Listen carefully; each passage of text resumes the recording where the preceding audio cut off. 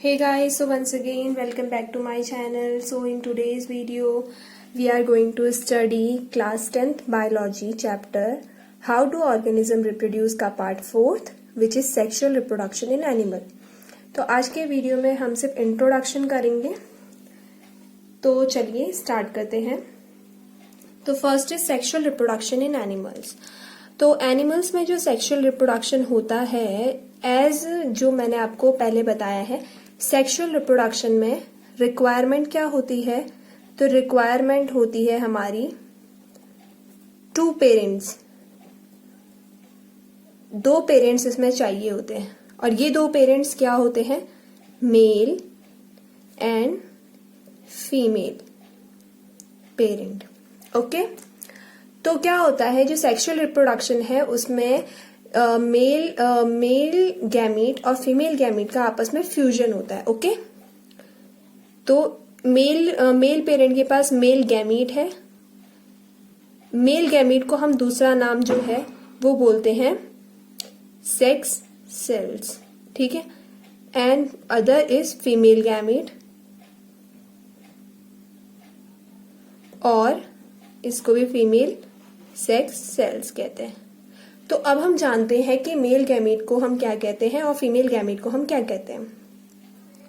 तो male gamete का नाम क्या है?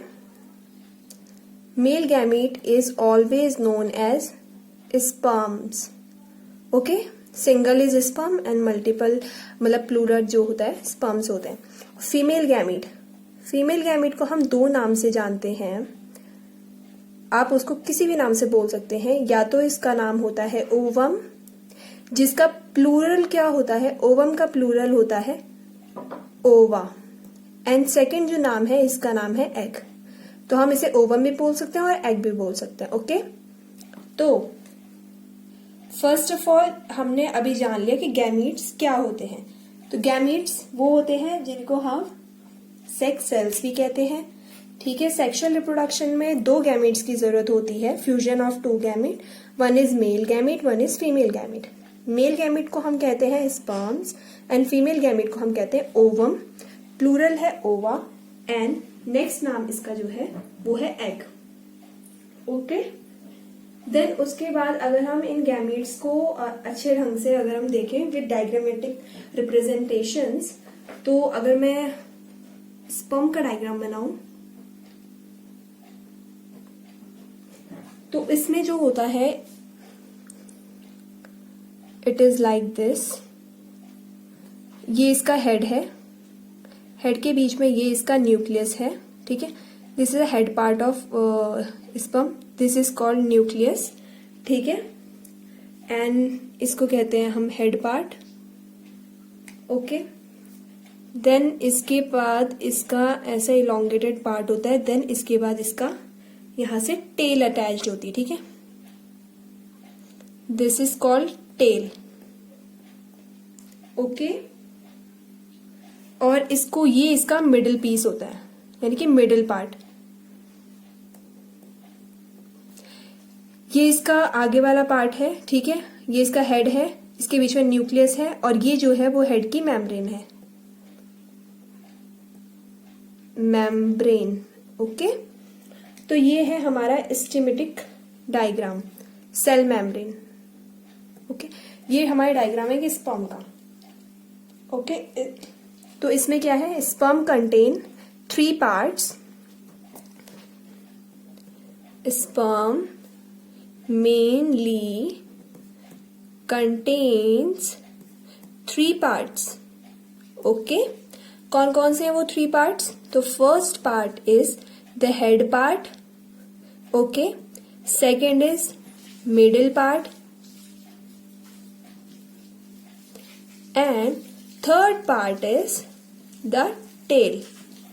ओके, हेड पार्ट जो होता है इसमें हमारा न्यूक्लियस होता है। हेड पार्ट के न्यूक्लियस क्या कंटेन करता है? न्यूक्लियस हमारा जो है वो हमारा जेनेटिक मटेरियल कंटेन करता है, जेनेटिक मटेरियल, ठीक है। जेनेटिक मटेरियल किसको कहते हैं? DNA। तो जो हेड है उसके न्यूक्लियस में हमारा जेनेटिक मटेरियल कंटेन करता है, ठीक है। और ये जेनेटिक मटेरियल जो है वो मतलब कि जब फीटस बनेगा और मतलब कि जब जाइगोट फॉर्मेशन होगी उसके बाद ये जेनेटिक मटेरियल उसमें हेल्पफुल होता है। ओके, मिडिल पार्ट जो होता है वो हेड का मतलब कि हेड को कनेक्ट करता है, हेड टू टेल क्या करता है ये कनेक्ट। ओके, टेल का काम क्या होता है? टेल का काम होता है, tail is helpful for movement of sperm. Okay, sperm की मूवमेंट के लिए उसकी टेल जो होती है रिस्पॉन्सिबल होती है। तो टेल का काम होता है मूवमेंट करना। हेड का काम होता है, हेड जो होता है वो ओवम के साथ फ्यूज होता है जिसकी वजह से जाइगोट बनता है, ठीक है। हेड में न्यूक्लियस कंटेन करता है जो कि न्यूक्लियस के अंदर जेनेटिक मटेरियल होता है जो कि पेरेंट से जो है चिल्ड्रंस में ट्रांसफर होता है। ओके, देन हम female hormone, female gamete ovum के बारे में देखेंगे कि ओवम का डायग्राम कैसा होता है। तो ओवम का डायग्राम बहुत ही सिंपल होता है, इस सर्कुलर होता है। This is the cell wall of ovum and this is the nucleus. Okay, ये हमारा है न्यूक्लियस। न्यूक्लियस है, ये क्या है? ये खाली पार्ट है, cytoplasm. Okay, and this is the cell wall. Okay, this is the diagram of ovum. Okay, तो ओवम का जो न्यूक्लियस है, nucleus of ovum also contains genetic material of female parent.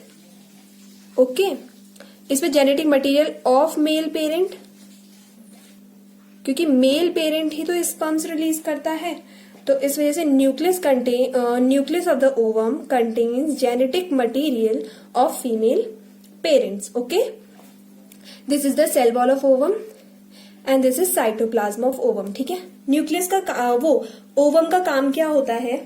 तो ओवम जनरली हमारा nutrition contain करता है। Okay,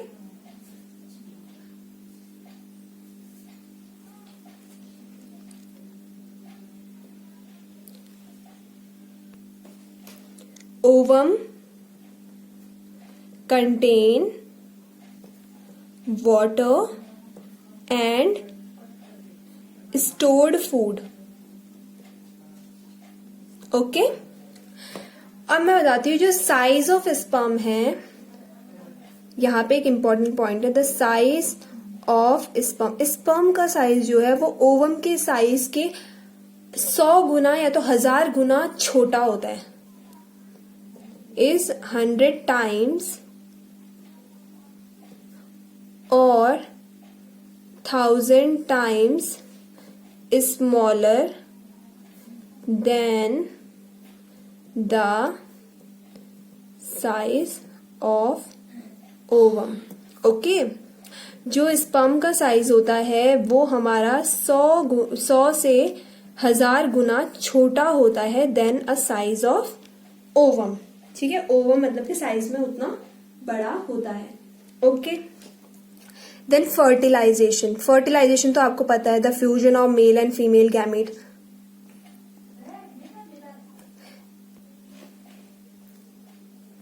लाइजेशन, fertilization क्या होती है? Fertilization it is a process of fusion. Fusion, अगर आपको फ्यूजन समझ में नहीं आ रहा, फ्यूजन का मतलब होता है कंबाइन होना, यानी कि एक दूसरे के साथ मिलना, ठीक है। Combine, fusion of male and female gametes, ठीक है, to form a zygote. Okay, तो फर्टिलाइजेशन एक ऐसी प्रोसेस है जिसमें क्या बनता है? हमारा जाइगोट बनता है। एंड प्रोडक्ट हमारा जाइगोट है, एंड ये जाइगोट बनता है with the fusion of male and female gamete. अब मैं बता दूं, जो मेल गैमीट था वो क्या था, स्पर्म, एंड फीमेल गैमीट जो था वो क्या है, एग। तो आपको अभी समझ में आ गया होगा कि फर्टिलाइजेशन जो है, जब हमारा स्पर्म एग के साथ फ्यूज करता है तो हमारा जाइगोट की फॉर्मेशन होती है, उसको ही हम जो है फर्टिलाइजेशन कहते हैं। ओके, अब zygote further gets develop and form embryo. ठीक है, अब जाइगोट डेवलप होगा, और जाइगोट डेवलप होके जो बेबी का फर्स्ट स्टेज बनता है वो फर्स्ट स्टेज है एम्ब्रियो। ठीक है, the first stage of baby is called embryo. Zygote तो फ्यूजन से बनेगा, जाइगोट के बाद जब बेबी बनना स्टार्ट होता है the first stage of baby formation is called embryo. ठीक है, देन उसके बाद जब वो बड़ा होता है, देन उसके बाद उसको जो है हम क्या कहते हैं, फीटस कहते हैं। फीटस हम लिखते हैं FOETUS, बट हेयर ओ हमारा साइलेंट होता है तो इसको हम फीटस बोलते हैं। ओके, देन फीटस बनता है। ओके, तो ये हमने अभी गैमीट्स के बारे में पढ़ लिया है। ये हमारा है गैमीट्स। ओके, गैमीट्स के बाद हमने फर्टिलाइजेशन भी पढ़ लिया है। देन उसके बाद हमारी fertilization, types of fertilization, types of fertilization. Okay, so there are two types of fertilization. A is internal fertilization,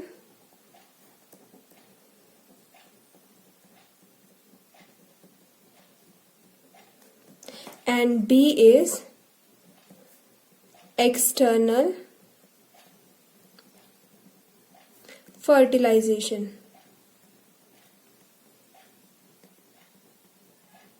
okay, तो इंटरनल फर्टिलाइजेशन, अब इन दोनों के बारे में हम देखेंगे कि इंटरनल क्या होता है और एक्सटर्नल क्या होता है। ठीक है, the fertilisation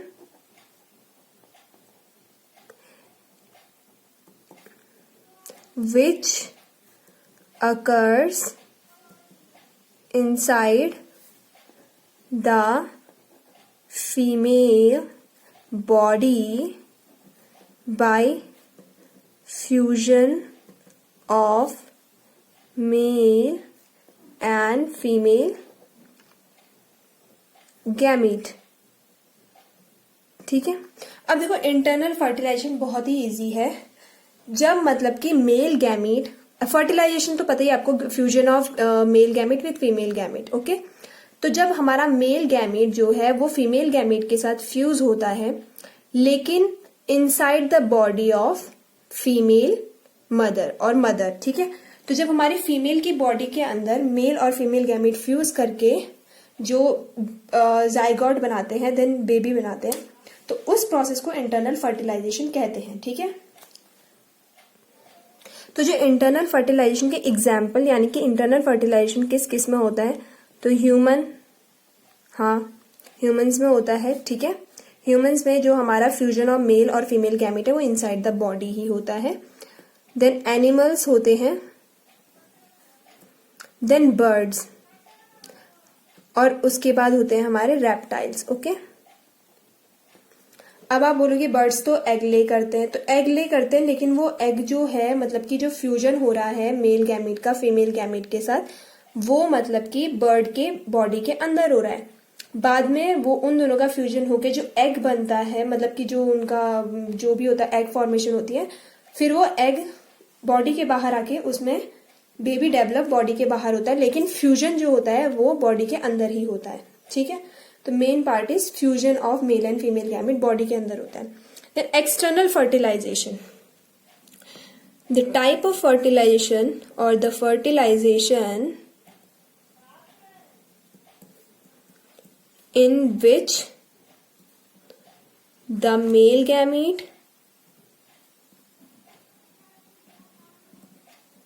and female gamete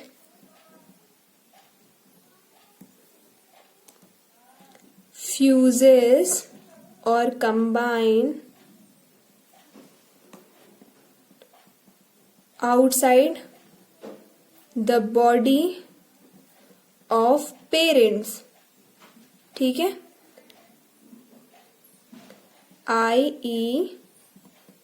in environment, ठीक है, ओके। तो एक्सटर्नल फर्टिलाइजेशन क्या होता है? एक्सटर्नल फर्टिलाइजेशन जो होता है उसमें क्या होता है, जो मेल गैमीट होता है और फीमेल गैमीट होता है वो बॉडी के बाहर ही आपस में रिलीज होते हैं, ठीक है। एग्जाम्पल है इसका फ्रॉग, ठीक है, फ्रॉग और फिशेस। अब मैं बताती हूँ कैसे होता है।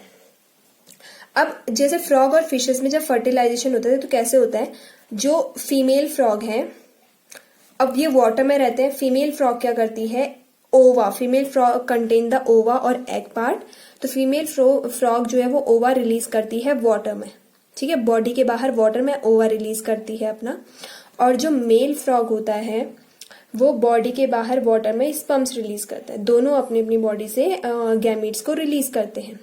फिर ये गैमीट्स जो होते हैं वो वाटर में ही आपस में, वाटर की हेल्प से आपस में फ्यूज होते हैं, ठीक है। फिर वहीं से जो होता है वो उनके एग्स जनरेट होते हैं, देन उनसे जो होते हैं उनके टेडपोल और जो होते हैं बेबीज जनरेट होते हैं। वैसे ही सेम फिशेज में होता है। तो क्या हुआ, इनका फर्टिलाइजेशन बॉडी के अंदर नहीं हुआ, बल्कि फीमेल फ्रॉग ने एग्स जो है वो वाटर में ले करे, मेल फ्रॉग ने स्पर्म्स भी वाटर में रिलीज करे, तब वाटर में स्पर्म्स और एग आपस में कंबाइन हुए और इन्होंने जो है वो जाइगोट फॉर्मेशन करी। तो इसको एक्सटर्नल फर्टिलाइजेशन कहते हैं। तो होप सो आपको इनका डिफरेंस पता चल गया हो और टाइप्स ऑफ फर्टिलाइजेशन पता चल गया हो। देन एक एडवांटेज है सेक्सुअल रिप्रोडक्शन का ओवर ए सेक्सुअल का। Advantage of sexual reproduction over asexual.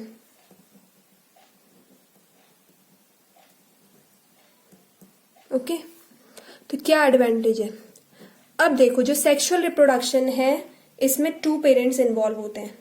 A sexual में सिंगल पेरेंट इन्वॉल्व होता है, इसीलिए जो इनका ऑफस्प्रिंग यानी कि जो इनके प्रोजेनी है और इनके बेबीज हैं ए सेक्सुअल के, they resembles exactly like their parent, वो बिल्कुल अपने पेरेंट्स की तरह दिखते हैं क्योंकि वो पेरेंट्स की बॉडी के पार्ट से ही बने हुए हैं। ओके, सेक्सुअल रिप्रोडक्शन में जो है वो मेल गैमीट का फ्यूजन हो रहा है फीमेल के साथ, यानी कि मेल जो है उसमें कुछ कैरेक्टर अलग होंगे, ओके, अगर और फीमेल जो है उसमें कुछ कैरेक्टर्स अलग होंगे। तो जो इनके कॉम्बिनेशन से जो बेबी बनता है, उस बेबी में जो होता है वो दोनों पेरेंट्स के कैरेक्टर्स इन्वॉल्व होते हैं। Okay, for example sexual reproduction में मानो एक मेल पेरेंट है, मेल पेरेंट है जिनके हेयर जो है वो ब्राउन है, एंड फीमेल पेरेंट है जिनका हेयर जो है वो ब्लैक है। ओके, ये वैसे बेसिकली आप हेरिडिटी एंड इवोल्यूशन में पढ़ोगे, लेकिन अभी मैं इसका जस्ट एक एग्जांपल दे रही हूँ। तो जो बेबी होगा उसमें या तो हमारे मतलब कि कलर्ड वाले हेयर होंगे या तो ब्लैक हेयर होंगे, ठीक है। तो क्या होता है, ये वेरिएशन हो जाता है, यानी कि बेबी के अंदर दोनों पेरेंट्स के कैरेक्टर्स कंबाइन होके आते हैं। तो इसकी वजह से जो होता है, जो हमारा ऑफस्प्रिंग होता है वो रिजेंबल नहीं करता, ना ही अपने पेरेंट्स की तरह बिल्कुल नहीं दिखता, अपने पेरेंट्स से अलग दिखता है। तो इसका सबसे बड़ा एडवांटेज है a large number of variation can be seen in sexual reproduction, ठीक है। मतलब कि जो सेक्सुअल रिप्रोडक्शन से जो मतलब कि ऑफस्प्रिंग्स बनेंगे, उन ऑफस्प्रिंग्स में large number of variation show होता है, ठीक है। whereas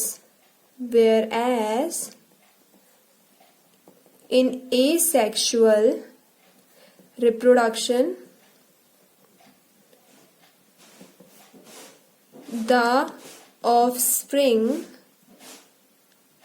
ठीक है, यानी कि foetus generally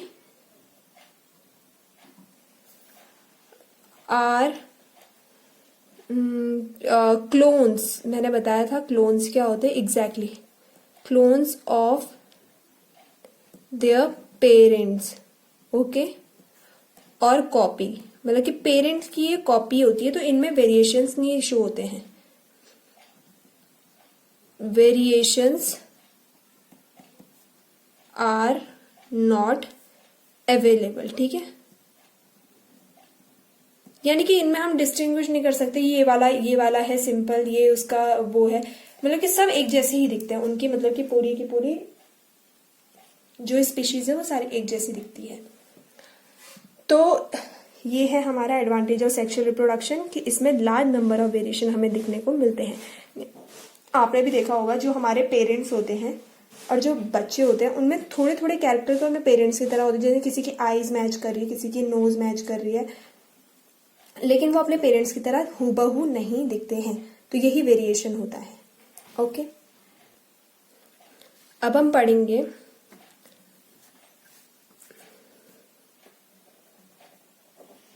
why does the amount of DNA does not gets double in offspring, ठीक है। अब ऑफस्प्रिंग में अब मैंने बोला था कि जो मेल गैमीट है और जो फीमेल गैमीट हैं वो आपस में जेनेटिक मटेरियल उनके न्यूक्लियस में कंटेन होता है, तो यानी कि a male gamete contain the genetic material of male parent and the female gamete contain the genetic material of female parent, ठीक है। तो जो ऑफस्प्रिंग बनेगा वो तो मेल गैमीट और फीमेल गैमीट के आपस में कॉम्बिनेशन से बन रहा है, यानी कि उन दोनों के आपस में जो जेनेटिक मटेरियल वो भी कंबाइन हो रहे हैं।